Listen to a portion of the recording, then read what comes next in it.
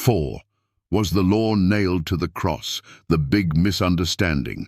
The Sunday worship deception. 20 lies that deny God's Sabbath. The deadly confusion. They say the law was nailed to the cross. But what if I told you that twisting this one verse has led millions to trample God's holy Sabbath underfoot, thinking they're free when they're really disobeying? The question is not whether something was nailed to the cross, but what was nailed. And this misunderstanding has become Satan's masterstroke of deception. The twisted text, Colossians 2:14. Let's confront it head on. Blotting out the handwriting of ordinances that was against us, nailing it to his cross. Colossians 2:14. Most Sunday defenders claim, see, the whole law, including the Sabbath, was nailed to the cross. But slow down. The verse doesn't say 10 commandments. It says handwriting of ordinances, which refers to the ceremonial law, not the moral law. God's 10 commandments were not handwritten by Moses. They were written by God's own finger on stone, Exodus 31:18. But the Mosaic ordinances, animal sacrifices, feast days, purification rituals, those were handwritten by Moses in a book, Deuteronomy 31:24-26. That's what was nailed, not God's eternal law. Sabbath versus shadows. Paul continues in Colossians 2:16-17, Let no man therefore judge you in meat or in drink, or in respect of an holy day, or of the new moon, or of the Sabbath days, which are a shadow of things to come. Aha! Some say, see, the Sabbath was just a shadow. But look closer. These Sabbath days are plural and part of the shadowy ceremonial system, not the weekly Sabbath of the 10 Commandments. The weekly Sabbath points backward to creation, Genesis chapter 2:2-3. The ceremonial Sabbaths, like the Day of Atonement or Feast of Trumpets, pointed forward to Christ's sacrifice and were shadows. Those were temporary. The weekly Sabbath is eternal.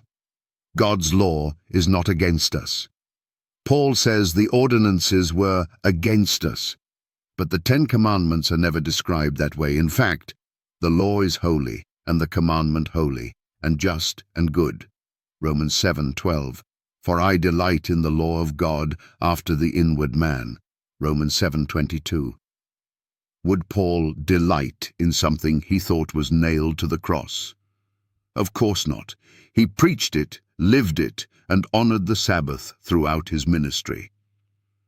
Sunday worship rides on this lie. The moment you convince people that God's law is dead, you can insert any tradition in its place. Sunday worship is a product of that lie. If the 4th commandment was nailed to the cross, then why do we still keep the other 9? No one says murder or adultery are abolished, only the Sabbath. Why? Because it exposes the rebellion. Sunday worship needs this lie to survive, but the truth is, God's commandments are eternal. All his commandments are sure. They stand fast forever and ever. Psalm 111:7-8. The final test. Obedience versus tradition. In the last days, the beast will force worship, and the issue won't be just about a day. It will be about obedience. God's people will be identified by one thing. Here is the patience of the saints. Here are they that keep the commandments of God and the faith of Jesus. Revelation 14:12. If the law was nailed to the cross, then why does Revelation say God's people will be keeping it in the final hour? Closing warning, the law still stands. Friend, you have been lied to. The cross did not erase the 10 Commandments. It fulfilled the sacrificial system. Jesus didn't die so we could break the Sabbath.